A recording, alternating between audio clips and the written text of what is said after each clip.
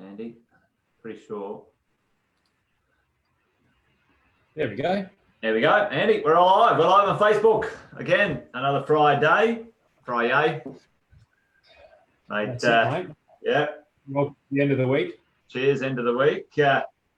All right, well, welcome along, folks. I hope everyone has had an awesome week. I know Andy and I have had a pretty busy one. Crikey, I think it couldn't get any busier, and it has gotten busier. Some cool things to talk about for me tonight.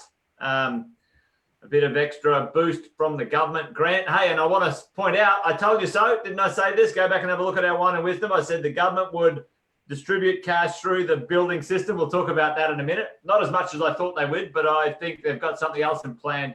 So I'm going to make a call tonight and see if we're going to be right. Andy, you've got a few things to say as well. Listen, gang, for those who are meeting us for the first time or need a reminder, Jason Witten's my name, Andy Fenton.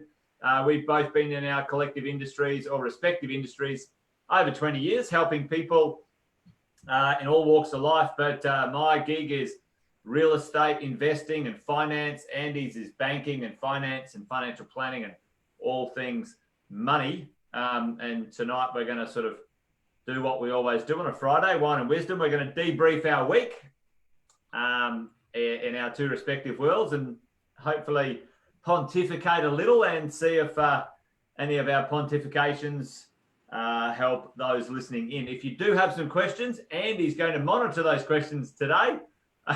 Somehow, I think I'm going to try and monitor them too. But hey, guys, listening in, I'm pretty sure that people will want to know a little bit about the cash grant from the government, 25 grand. We're going to talk about that.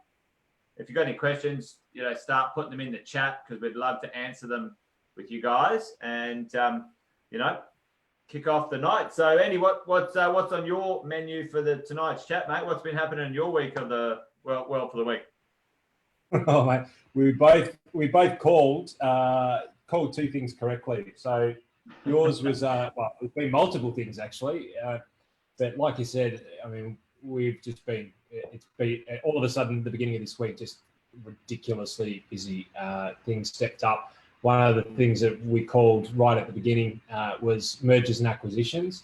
Yeah. We're starting to see stuff drop, not just at the big level, but now I've got several clients that have all mentioned that this is now being bandied around. So, not just from a vulture type perspective, but just good businesses aligning with good businesses in order to be able to leverage moving forward. So I reckon if we're seeing that in the small to medium business and we're seeing at the top end, it's just going to go absolutely gangbusters. And so look out all accountants out there and advisors because, this stuff is quite complex how it unravels, but really, really exciting. So there's heaps of opportunities there.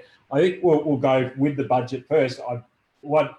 Just as an interesting Friday fact, Amazon. So now, if we go on the tech front for a little bit, because we had a rocket launched into space. That's how tired I am. It's the first glass of wine, and I'm already starting to. I thought you were having a wellness day yesterday, brother. Get the energy back. Yeah. Well, this whole weekend will be probably something along those lines. But so we saw the rockets launched into space by SpaceX last week, and FYI, it wasn't a fake; it was a real one. So that's a pretty incredible feat. If we go to the tech race, Amazon have just taken an acquisition, so another merger and acquisition of Zoox, ZOOX. Really interesting company to have a look at. It's actually the CEO of Zoox is an Aussie bloke over in Silicon Valley, and they are one of the driverless cars or the leader tech companies in the driverless car space. Yeah, right. Really cool stuff. Yeah, these cars are incredible, mate. They don't have a front and a back, or the front and the back are interchangeable. You sit in the car facing each other. It has fog radars for pedestrians and dogs and stuff like that. All of the wheels move, like all four wheels, so it can literally move sideways. So they're in operation now, like they're operational driverless cars. So no, it's the technology. So they've got the operations up. I don't know if they've got one running around the world at the moment, but it's not just an automated car. It's like it's a car designed to be driverless. Right. Whereas a lot of driverless cars at the moment are like a Tesla, but souped up with technology, but it's still 4 doors and, front and back. Yeah. This is a completely new design for the new world. Amazon's purchased them. Yep, they just purchased them. Yeah. What do you think about Amazon being the what was the company in Terminator? Skynet. Skynet. What do you reckon? Amazon Skynet.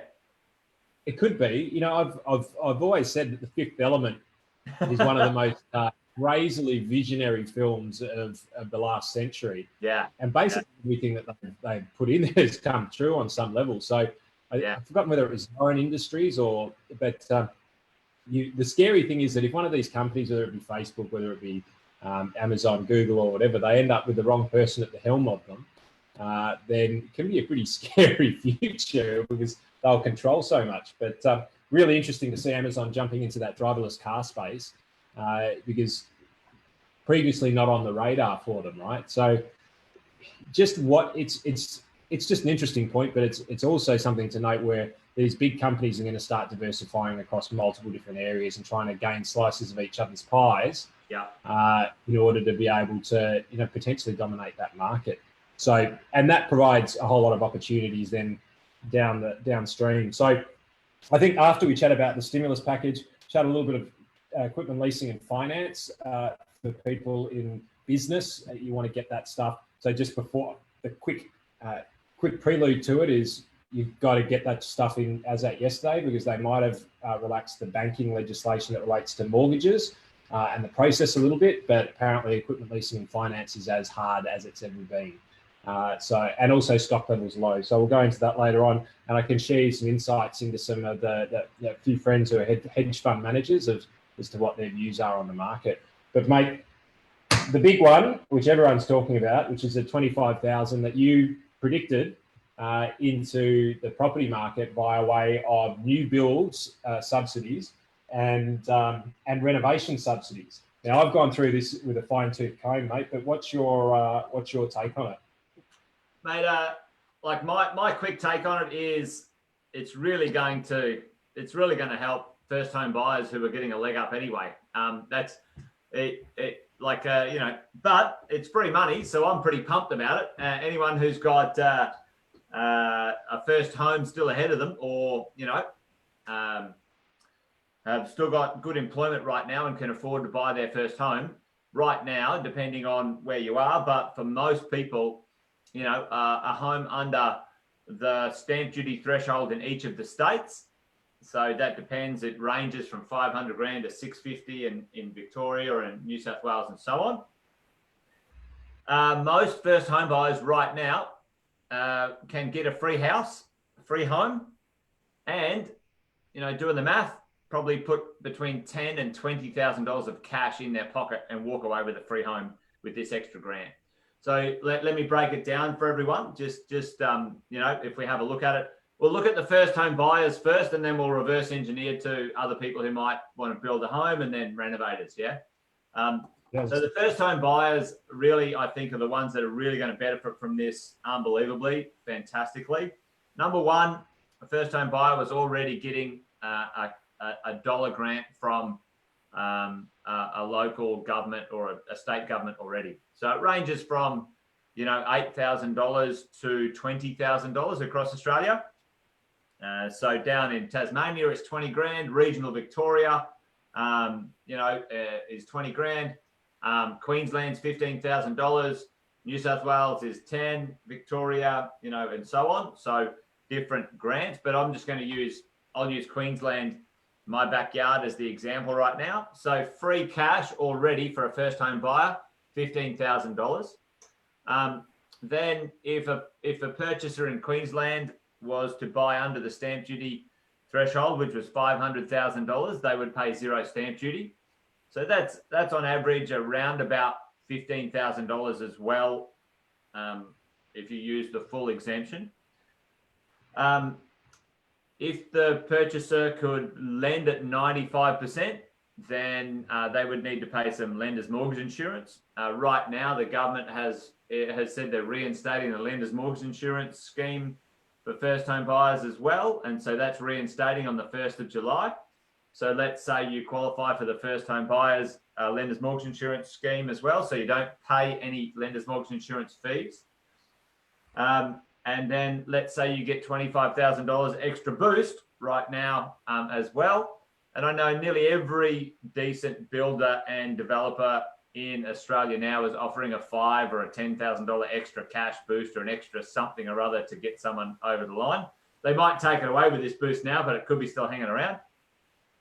So if you add all that up in Queensland per se right now, someone who can borrow at 95% puts $15,000 of real cash in their pocket and owns a home for $500,000, no mortgage insurance, no stamp duty, for about $400 a week, which is $50 cheaper than the median rent in, say, Brisbane, which is $450. Wow.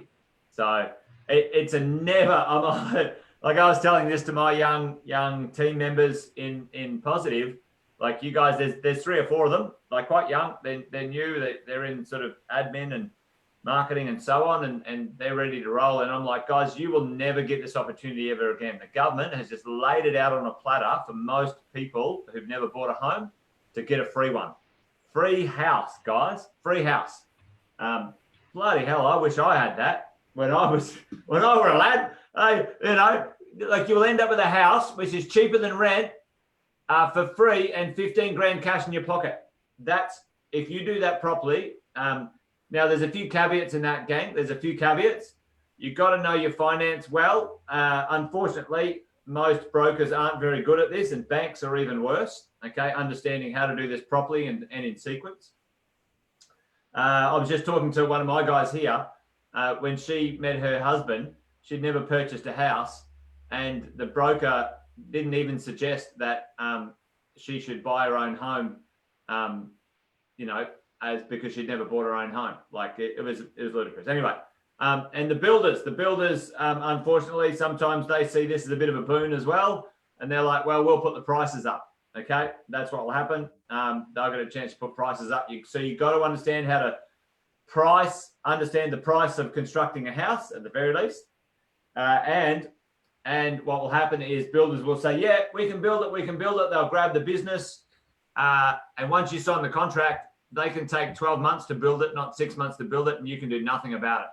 So this is where in these times, like, the pink bat scheme and all sorts of other bloody schemes, they're fantastic if you understand how to take advantage of it and who is going to deliver on it in a timely manner and properly. So first home buyers right now, seriously, if anybody's listening with adult children, you're a first home buyer, you'll never see this again. You'll get a free house and you'll put cash in your pocket.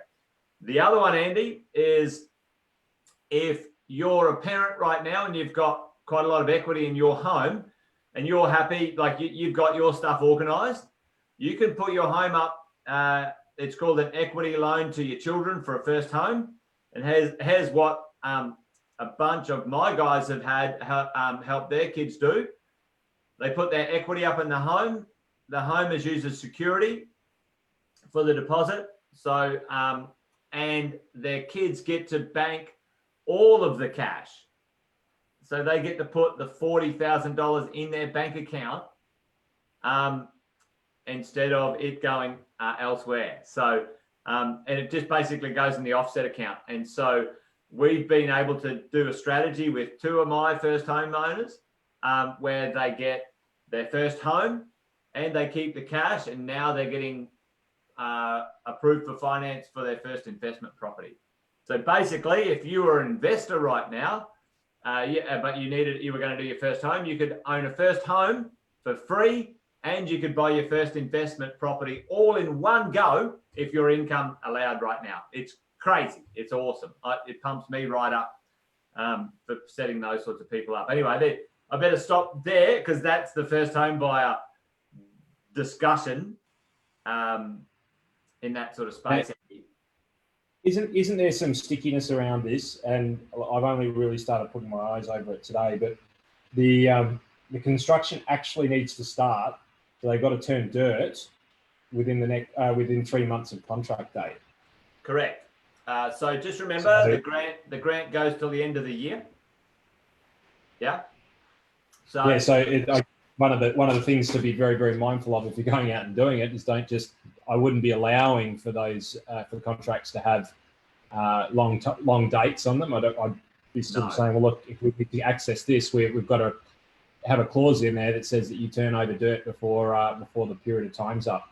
Yeah. So there's a little thing that we've sought clarity on, Andy, especially for houses. Okay. So houses. So we're diving technical, but I'll do it anyway, just quickly. So there's a thing called registered land, okay, which means the builder can get on there tomorrow and start building. And there's actually a thing called unregistered land, which is approved by council. It has an approval, but there's no titles and there's no infrastructure yet, so they can't release the land. And so builders can, or land developers can sell unregistered land. So you can sign a contract on unregistered land. It's subject to the titling and so on.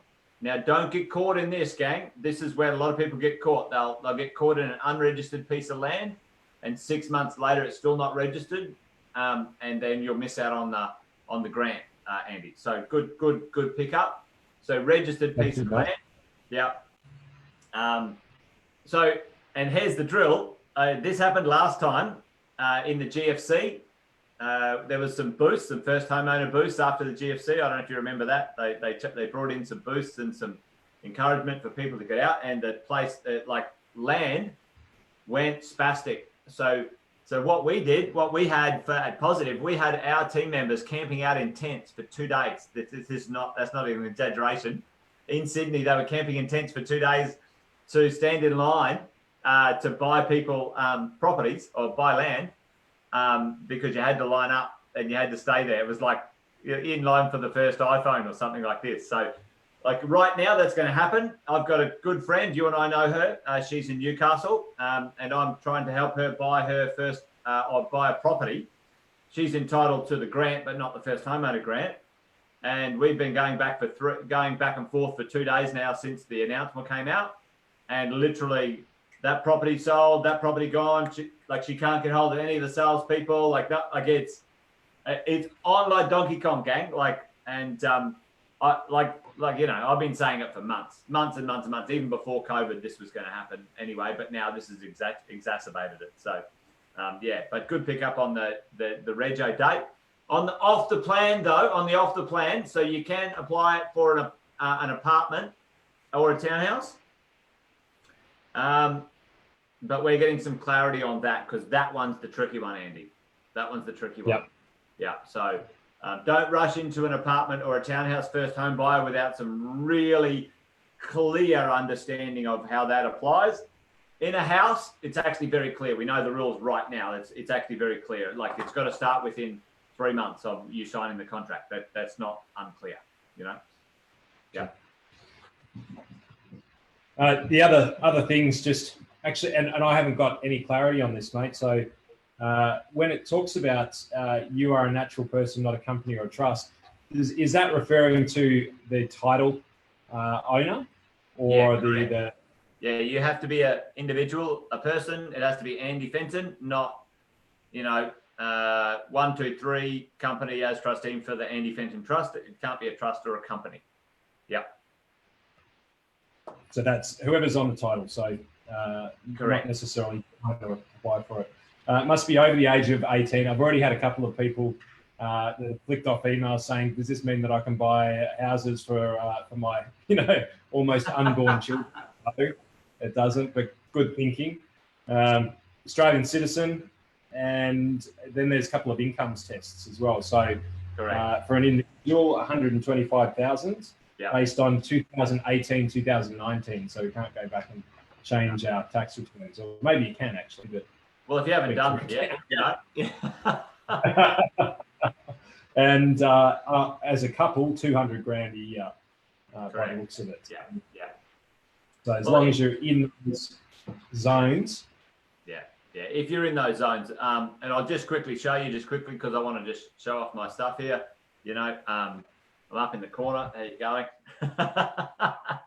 But must be used for your principal place of residence, so not for investment properties. The means testing is there, 125 grand for a single, so that's not too bad for most of Australia. But I've had conversations with people, Andy, already, especially in places like Sydney. There's people on over $125,000. A first home in Sydney, you're looking at, 650, 700, maybe even more. And they don't qualify. So it doesn't help. It doesn't help the people who are struggling already, right? It actually helps. This is where I don't think they thought it through as good as they should have. It actually is helping the people who already were getting the help already. It's just actually made it so much better for that person who's already qualified for it, right? Because old mate in Sydney is not going to qualify, for a $780,000 house, because that's the only thing they can afford brand new down there. You know what I mean? So with the grant and the stamp duty concession, so it's like, yeah. Anyway, but yeah, listen, it's pretty good. It does have a renovation tinge in there as well. But at the end of the day, number one, I don't think anybody's going to move out of the house that they're in for an extra 25 grand. So unless you already had in your mind you were going to go build a new home to live in. So that's a very small portion of people right now.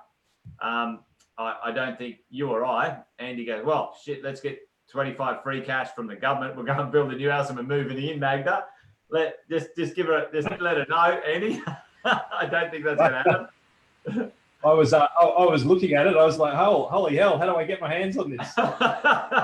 It's probably, well, I don't know about you, Andy, but it'll cost me 25 grand to bloody get my shed packed up and move somewhere else anyway. So I'm not moving.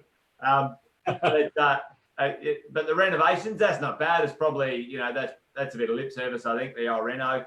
It's just like if you're already spending 150, an extra 25 grand's great, but you're not going to go out and spend 150 right now. I wouldn't expect en masse. So in my world, this is really going to be a boon for the first home buyer. This is first home buyers. This is the best you'll ever get ever. So do not miss this. Get off your butt and get yourself a house. Even if you follow all the rules and live there for the qualified period of time, which is 12 months or 6 months or whatever in your state, you can always move out of it after you do your compulsory time in the relevant property, and it'll become a free investment property. So, and it's cheaper than renting for the 12 months anyway. So anyway, that's where I reckon everyone should be into it, Andy, for me.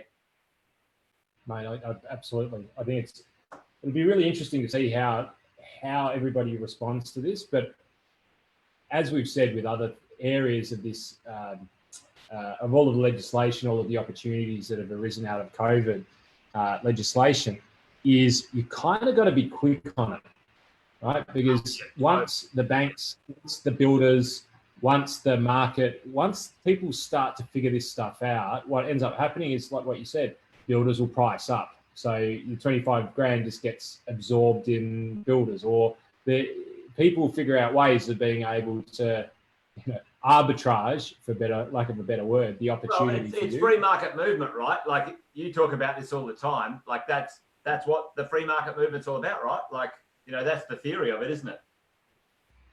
Yeah, but so if you don't, and if you've got to be considered, but if you don't get in quick, then the opportunity might still be there, but it's been eroded by other factors of people actually figuring this stuff out.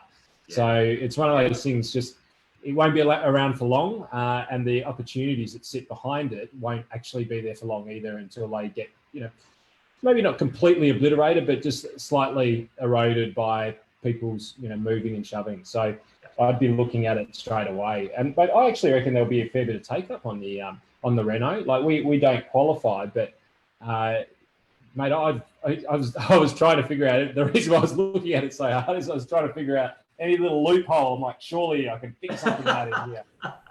But I reckon there'd be a number of people who kind of be in that in that boat where they've got the money marked for that period of time. So I reckon there'll be, and I've already seen a lot of builders already jumping onto Facebook and those sorts of things and talking about that it's time to renovate, it's time to do it, all of that sort of stuff. So I think we'll see a fair bit happening in that space as well. So it'll be really, really, really interesting. Well, what's going to slow this down is the lenders. And interesting, Andy, I don't know if I mentioned it last time, but the government said, listen, all of the APRA stuff, guys, like let's push that out 6 months. Right now is not the time to implement new reforms in finance.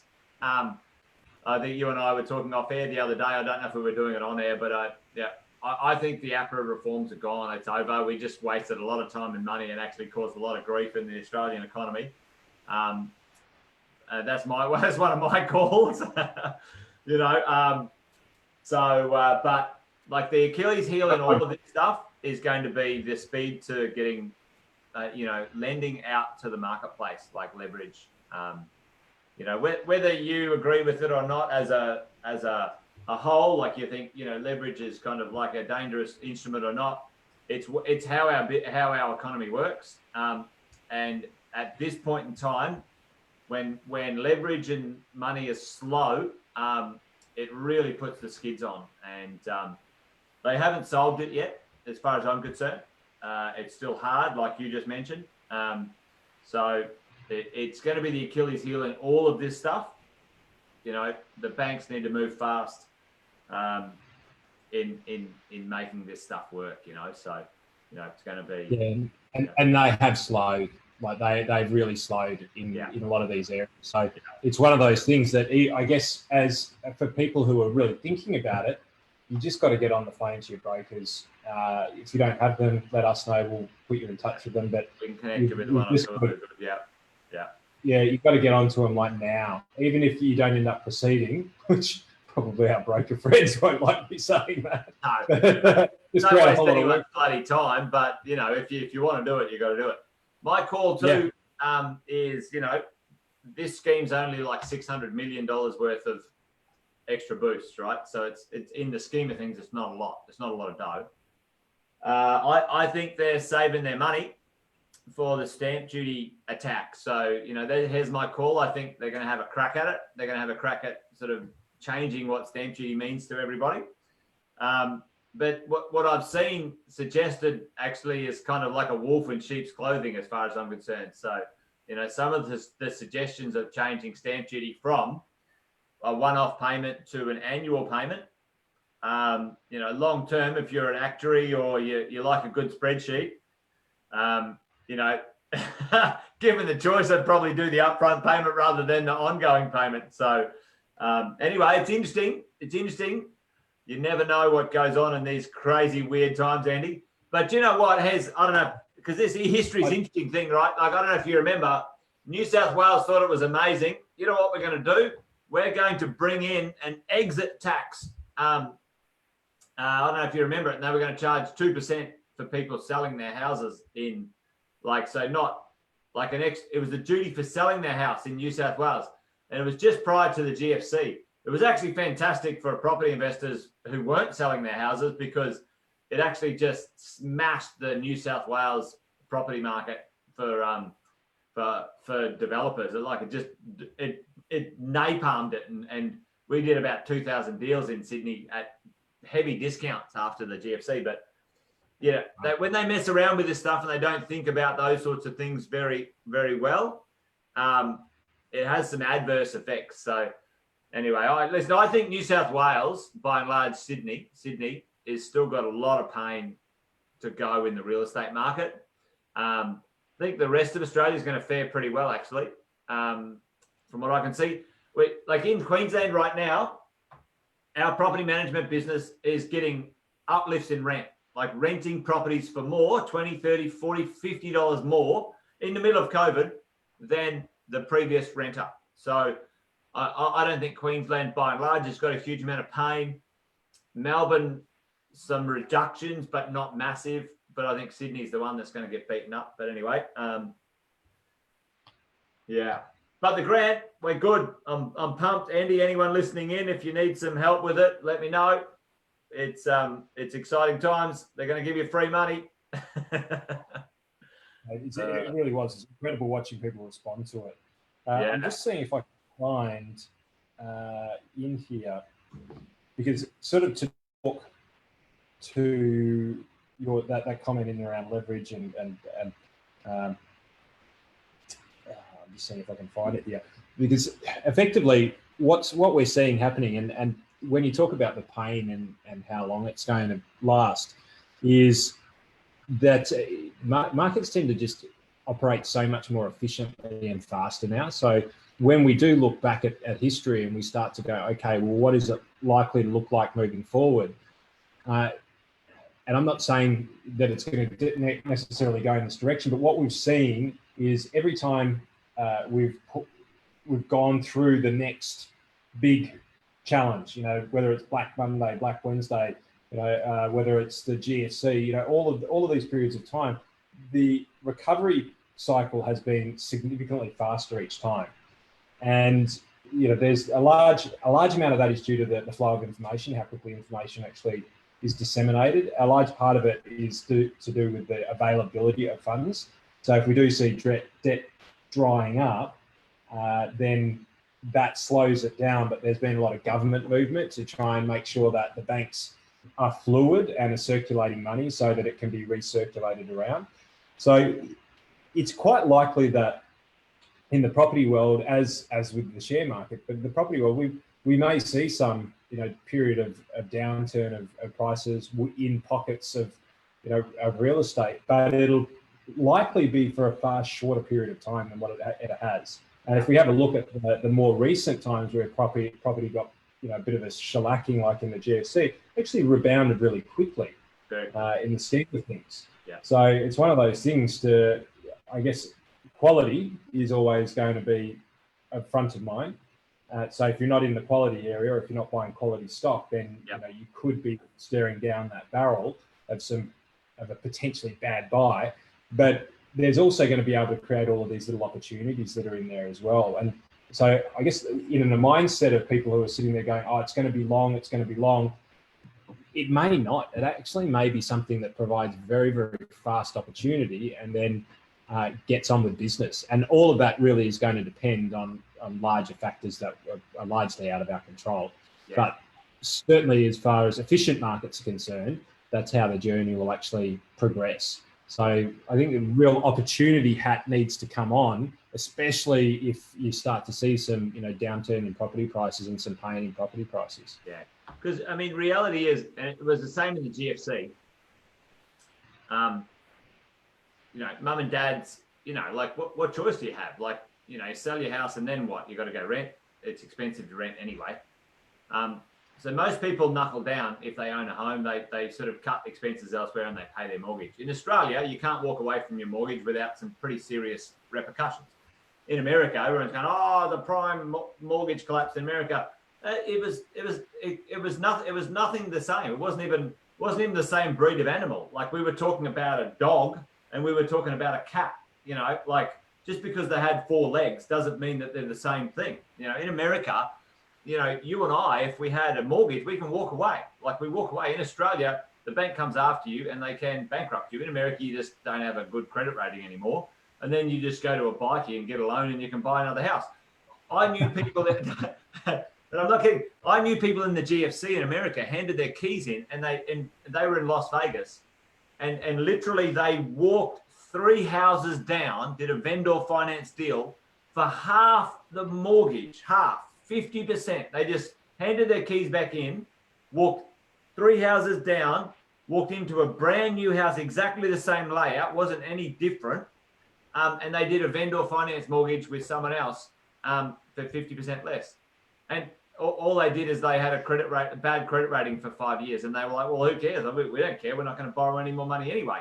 So that didn't happen in Australia. You couldn't do that in Australia. Like, you had to sell your house and then the bank came after you for the losses and the damages and then they bankrupted you. End of story, and you're out, right?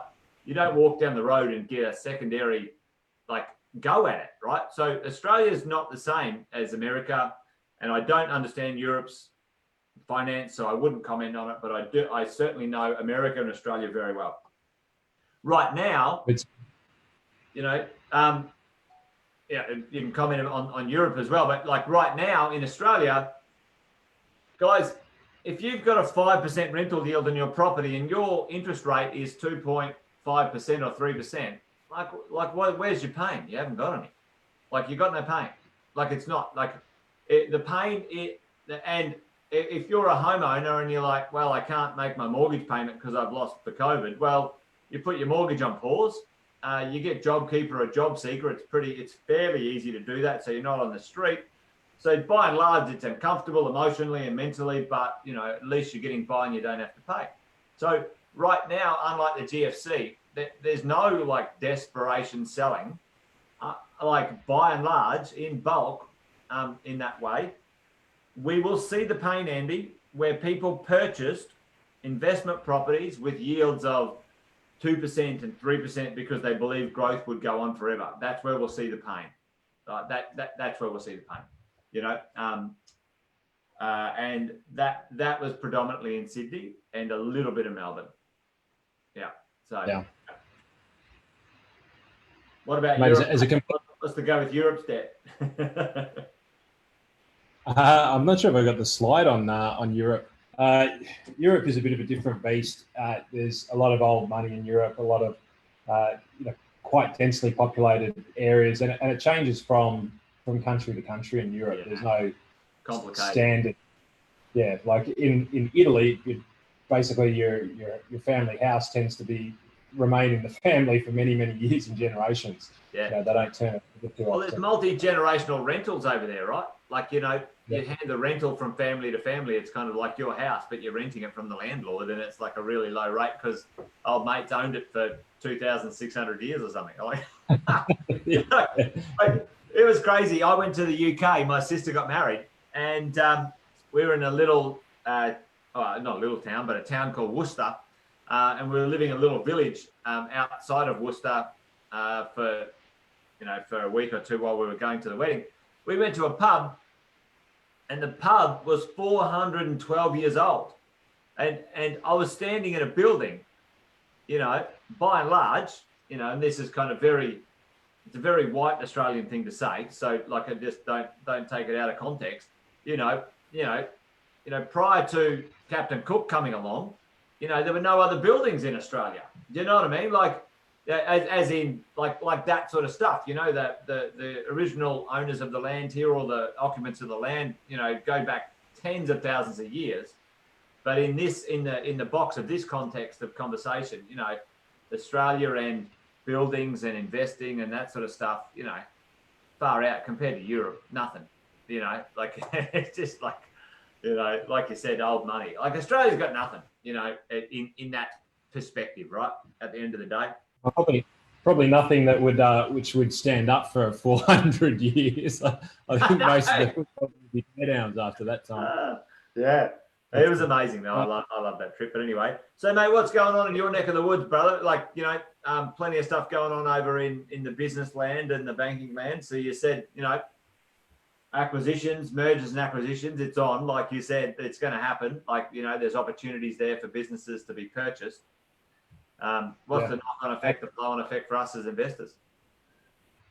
Well, I guess from a market perspective, it's having a look at the movers and shakers, because that where companies kind of merge like this, what it does have the potential to do is really take growth of some of these companies and take it to the next level, because you're effectively taking something that's small and nimble and quite often rapid change, rapid movement, very little red tape, and they're acquiring this asset, and as long as they don't put the red tape in place, then they can very quickly create additional sources of revenue and really enhance the growth of the underlying company. So having a look at some of these future positions. Now, it's difficult because the American market bounced back super quickly, but if you're looking at long-term plays with these companies like Amazon, like it's good to be aware of these types of acquisitions that are going through, because it just all other things being equal, when they're successful, they will drive indexes to new heights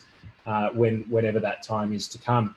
Yeah. But having said that, having a chat yesterday with a friend of mine who runs very, very successful hedge fund. And we had the conversation. I said, look, talk to me about markets, because, what's your take? What's happening in China? What's happening in Japan? What's happening around the world? And because it bounced back pretty aggressively, and now we're seeing it in Australia as well.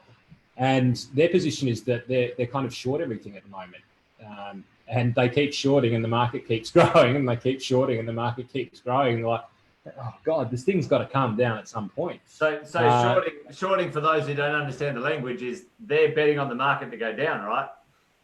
Yeah. These are guys whose funds, do it. This is family money. This isn't retail money. This is big money, top end of town sort of stuff. Yeah. And they'll average 10 to 15% year on year. They're freaks, and so they're all betting against the market, but the market just keeps on going up. And it just keeps on going up, and so they just keep their short positions keep getting busted. So it's really interesting. It's kind of driving along, but what we've seen is we've started to see a bit of a move from stocks that benefited from COVID, like Ansell's and the like.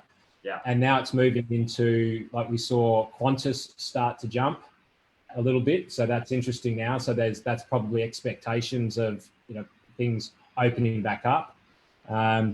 Potentially whatever happens with Virgin is going to be very, very interesting, because if it's a listed entity that ends up taking it over, then that will be quite an interesting play. Not necessarily a buy. It's certainly one to look at. Front runner on the bid. I haven't been paying attention. Have we got a front runner on the bid? So someone came out at the last hour, didn't they? What was their name? AMH or something?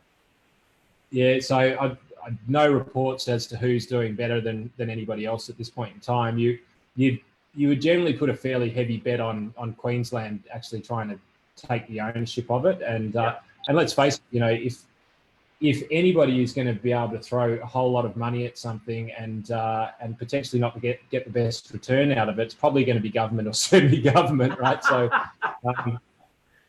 So, I reckon they'd have to be a front runner in it. Not a bad move, right? Buy yourself an airline, and boost up your. I mean, I don't know. What was the price they were asking? Let's do a quick business analysis on this. I mean, make all planes landing into Queensland Airport for Virgin for free. Don't charge me, but you're going to bring in tourism and dollars. Like, everyone will fly into Queensland and then bus down to Sydney. I don't know. It's not a bad move. Look, it makes a lot of sense to do it, and as I said, they've got the point, but they've also got a large part of the population there that was actually employed by them. So they're potentially paying to employ their team. So better to buy an asset than just gift the money away to the underlying team members. But anybody who gets involved in that side, really has to be quite careful about maintaining the structure of Virgin the way that it is, because if they actually take it and try and get too clever with it or try and put their own spin on it, mate, then it's just going to be an absolute freaking disaster waiting to happen. And the problem is when, if you don't use the efficiencies of somebody like Virgin, then everything, every second that a plane spends longer on a tarmac than what it needs to is costing you serious dough. And if you think you've got a fleet of 500 planes, and every time they're a minute longer on the deck than what they need to be, it's $1,000. The bill adds up pretty quickly. And then it just might go from one set of hands to another. Well, so I'm keen for them to sort of resurrect in one way, shape, or form, because I've got a lot of Virgin frequent flyer miles that I want to. This was the first year. It was the first year. I said to myself, because I was sick of forgetting about things and then booking last minute flights and getting just beaten up on price. So I've gone, not this year, Andy, not this year. This year, you're going to book ahead and you're going to get, good deals right the way through, flexi where need to, bang. So I sorted out the whole first half of year travel, all with Virgin. And so I might have to pick up some stocks in Qantas just to make up for it. So that's the interesting thing, mate. And the market's up. Well, the market was down, but only 0.4. today. So in Australia, markets have been really, really resilient. But I think that you see that there's going to be more opportunities. There's going to be more volatility. There's going to be more shocks to the system. But even in the US, like the sort of commentary around the market is that it's just bucking the trend. So maybe we see a short-term overcorrection. And what I mean by that is the market's most likely going to continue to go up in perpetuity over time with inflation, all those sorts of things. But we might have seen, that first rise, but it might have just happened a little bit too quickly. And if that happens, then we might see a little bit of a medium-term correction, which will provide some really good opportunities to potentially get in. What I thought was going to happen was potentially a 5 or 10% down on our lowest point. That didn't happen, and it seems very unlikely. But markets are running to their own drum at the moment. They're not listening to America. They're not listening to the riots. They're not listening to any of that sort of stuff. They're literally just looking on through. So really, really interesting times. But we're almost getting back into that. Well, how do we diversify and create non-market linked investments now that we can add into portfolios so that we can capture these sort of rental yields that are out in the markets that are actually performing really, really well. Yeah. So watch this space. There's going to be, I think, a whole lot of different types of investments popping up as a result of this as well. So do you think it'll be like fund investment stuff, or do you think it'll be individual stuff like direct stuff? Like what are you thinking? Look, initially it'll probably be more syndicated type of deals. So funds that open and close. Yeah. Because it's sort of proof of concept, right? But quite often, once these funds sort of open and close, and so it might be commercial property. I reckon we'll probably start to see some, if the A-REIT stocks in Australia, so the property stocks in Australia, if they don't start to corner the automation market, and this was another thing I was chatting about with my mate who runs the hedge fund. He was talking about a few acquisitions in Japan, and it's sort of that warehousing space. And they're now a few different mergers into the robotic companies. And so that's interesting because now, and this is the part that I really love, because it's which is going to be the right mergers that take place, which are the right strategic mergers, because then everyone will be in on it.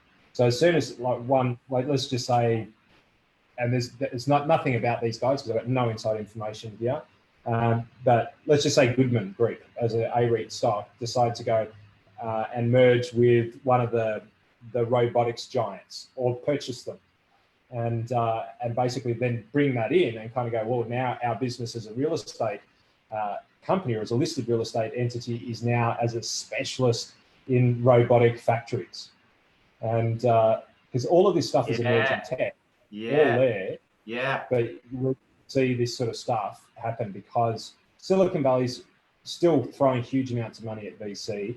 But there are companies that are going to really struggle on the back of this, and as a result, they become whereby they would probably like to remain independent.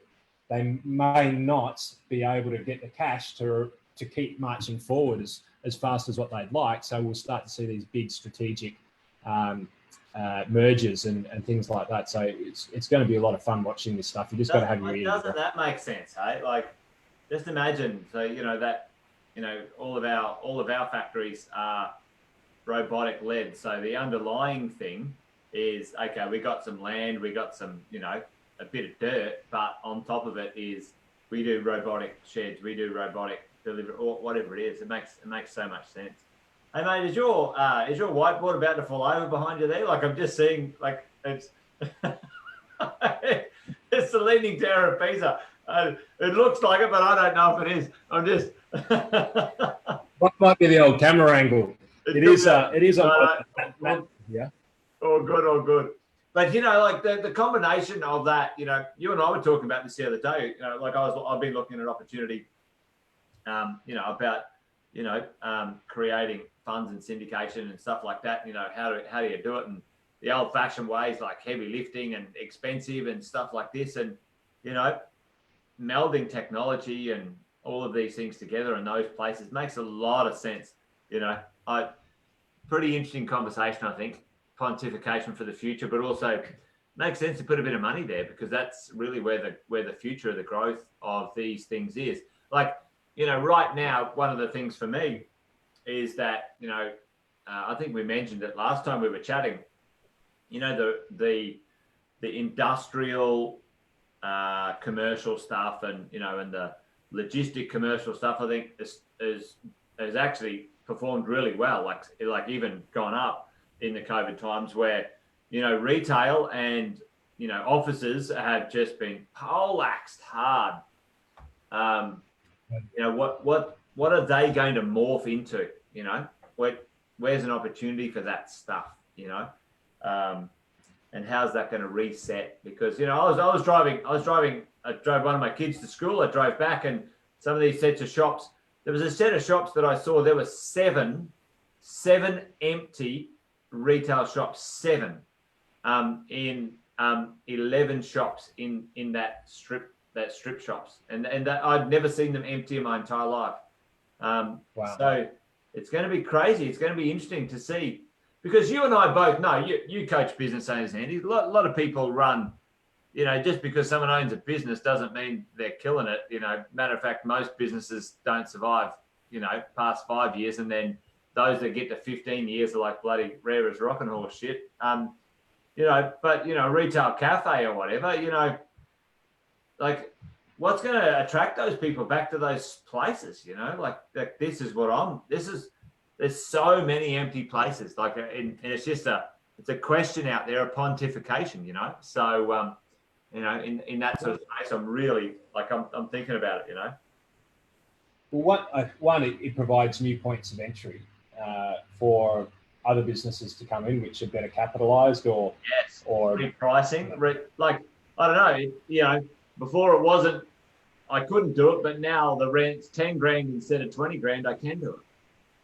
Yeah, and look, mate, I reckon what we're going to stare down is and it may be that we go to larger places, right? So, because maybe this social distancing thing is going to be, mandated now for restaurants. So every restaurant takes up every cafe needs to be twice the size in order to make the same revenue or the same profit. So maybe we'll see a shift in that dynamic. Who knows? Because the landlords almost probably have to cop a clip on the rent, and certainly in places like Mornington where the rents are astronomical. It's like downtown Manhattan sort of prices.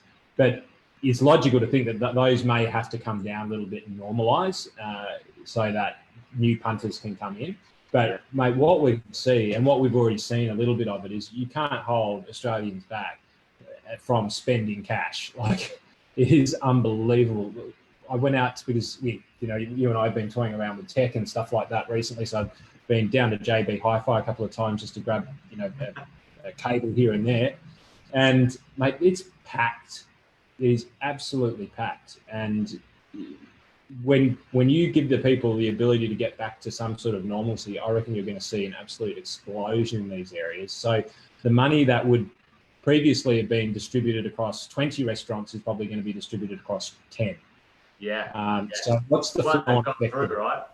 Yeah. I mean, and this goes to, you and I, members of the K2 community, Kerwin Ray, there's probably a bunch of people sort of tuning in tonight from the Kerwin world, where's your war chest, on the other side of this, and this is part of what we discovered, by accident on the GFC. We got through the GFC on the other side of it, competitors, people who didn't have their war chest, they didn't have a plan, they didn't have a pivot plan, whatever, they got smashed and knocked over. And, like you said, there's 3 restaurants, and now where there used to be 22, those 3 are going to be killing it for 6, 8, 10, 12 months, 18 months. My challenge to those people, Andy, maybe is just, a way to maybe wind up the night. We're sort of getting close to the hour or whatever. But my challenge to those sort of people, and maybe you can speak to this for the last sort of 5 or 10 minutes as well, is don't forget, or please remember, the shortcomings, or the shortcoming, or what got you through COVID just right now. Because I challenge everyone, if the government didn't step in for you, would you have gotten through? Did you have enough cash? Did you have enough buffer? Had you planned for the rainy day? Business owners, property investors listening in, either one of you, we talk about it all the time. cash, a buffer in your every single property. I say minimum 5, if not $10,000 of cash buffer for every investment property you own in a liquid redraw / offset account, right? As buffer, as war chest. If you're a business owner, 6 months, 12 months of expenses, whatever the number is, whatever that number is for you, depending on your cash flow cycle and your sale to cash scenario, mate. Remember the lessons. Maybe is something in that space. What would you say to business owners or people listening in? You've done this thousands of times. Like you see it, the heartache of that stuff, in real life right now. I'm grateful that, and look, I just to touch wood, I'm grateful that we don't have a single business that's gone under. That's one of our extended clients, and a lot of that has been because, how I've been waxing lyrical for the last, 5 or 6 years in regards to war chest, and the standard response is if you don't have 3 months worth of the ability to earn no revenue, a war chest that can survive you and your team for 3 months, whether that be debt that you've got, offset amounts ready to rock and roll. If you don't have that, then it's not a matter of when you're going to go out of business. It's a matter of, not a matter of if you're going to go out of business. It's a matter of when. And I guess that's very, very true now. But there's also the opposite side of it, is that you then need to deploy, right? So there are times to be quite conservative, and that's when you need to be conservative when things are going really, really well, believe it or not. And when things are going really, really poorly, now is where you need to be starting to deploy the smart cash. So you've got to, I guess, the one tip to move out of this is that you've got to have a plan to see through COVID and how you're going to bounce back. If you don't have that now 12-month, 3-year plan as to how you're going to take advantage of this new time, and advantage is a controversial word in this context, but there are advantages for everybody coming out of this in any field.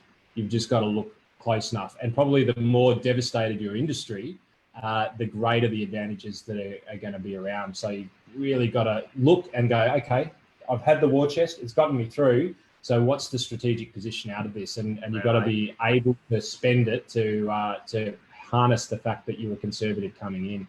Invested hard. Well, I just want to share this, and you've given me this one before, great by choice, mate. Like, I don't think there's a better book right now for anyone to read or listen to. This is the audio. I've listened to it twice now in the last 3 months. It's this. It's fantastic. Jim Collins. Anyone listening in, like, guys, grab it, download it, read it twice, listen to it 3 times. It's this, like you said. When good times are around, like, you're looking over your shoulder going, what's going to go wrong? Because that's the kind of attitude you need to be. And then right now, if you go, shit, I've actually got some coin, and, 7 of my competitors have just been wiped out. Now, how can I take advantage of this, in this opportunity? That's what business is. Like, business really, at the end of the day, like I've said a few times, Andy, is like, it's a full contact sport. There's no prisoners on this gig. You take the floor. You either win or you die. Like, that's how it is. It's very, very rarely. Michelle is listening in. Michelle, how are you, buddy? I hope your house is going well. Michelle is saying, I'm grateful I sold my business, last year. You're very rare, Michelle. Very rare that you got to retire gracefully out of this game of business. So well done. But yeah, there's got to be a plan in and around that. But maybe that could be a good theme for us next week. Andy is talking about, planning, structure, in those sorts of things, for business owners, for property investors, maybe we can talk some tactics next week, as well as some quantifications and stuff. It might be kind of cool. But there's a few questions at my end. I don't know if on your end, if there's anything that's come through. But I'm not sure that we're up. I'm not sure that we're on my page, but I can't find us, so we'll just stick with yours. Cool, mate. So everyone said hello. This is Jake. Say hi, Jake. Hello. All right. You want to come around? You want to sit over there? You can be. What are you using the ATM? Yeah, we're doing a live stream here, so Dad. Yeah. It's going out to the whole world. So many people watching. You never How know. many people are there? It's good. But hey, listen. We might give it a finish there, Andy. I think maybe it's been good. It's been good tonight. Like takeaways for me and encouragements for everyone is like, listen, first home buyers / this grant thing. Get hold of the free cash. Spend the money, gang. Spend it because that's what's going to help our economy. And if it benefits you too, then awesome stuff. Like I'm pumped about it. I can help a lot of people, and it helps my business as well. Sit down with me, buddy. Mate, what are the takeaways for you, Andy? Mergers and acquisitions, some interesting things happening in your neck of the woods to keep an eye on. You reckon it's time to deploy some cash in there? Yeah, look, I think slowly and methodically at the moment is a good way to be. And then I think you're right. There is really having that plan as to how you're going to do it moving forward, because otherwise it's just going to be one of these things that came and went, and you're going to have those moments of regret, which is, geez, I wish I'd done this. Geez, I wish I'd done that. So it's sort of time now to put the head down and go, okay, let's plan out of this. So whether you're a business, whether you're investing, whether it's property, whether it's super, no matter where you're at, even if you're a salaried employee, I'd be looking at your career and I'd be looking at going, okay, what is the next 3 months? What's the next 6 months? And what are the next 3 years going to be like? And how can we plan through it? And on the mergers side, if you're in small to medium business, geez, I'd be looking around now and kind of understanding who else is out there. We've all been humbled in some way, shape or form by what's going on. So the good thing about a little bit of humble salts is that they taste a little bit salty, but geez, they make you a hell of a lot more approachable for these sorts of conversations. So I think even not just at the investment level, but at your business level, be looking at the opportunities and change the sets of the lenses that are in your eyes. Start to get a little bit offensive, not as in telling people to go, but get a little bit on the front foot and on the front foot. Yeah.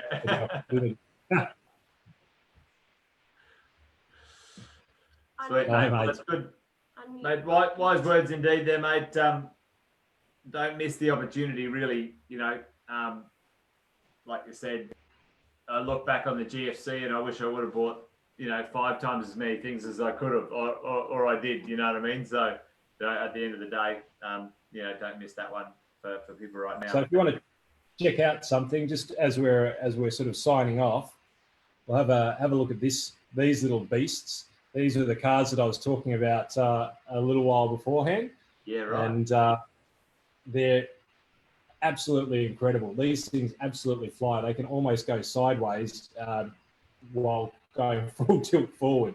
And be looking at this sort of stuff because it's just absolutely incredible what's going on out there. Because, we've been very focused on ourselves and in our own little worlds recently in order to get through all of this, but starting to look out and keep an eye out for people like this. And as I said, this is an Australian CEO of this company doing incredible things offshore. And this is the result of a number of mergers of successful companies with great IP getting out there and really making a difference in the market. So keep your eyes open for the opportunities and we'll try and bring as many of them as we can to you.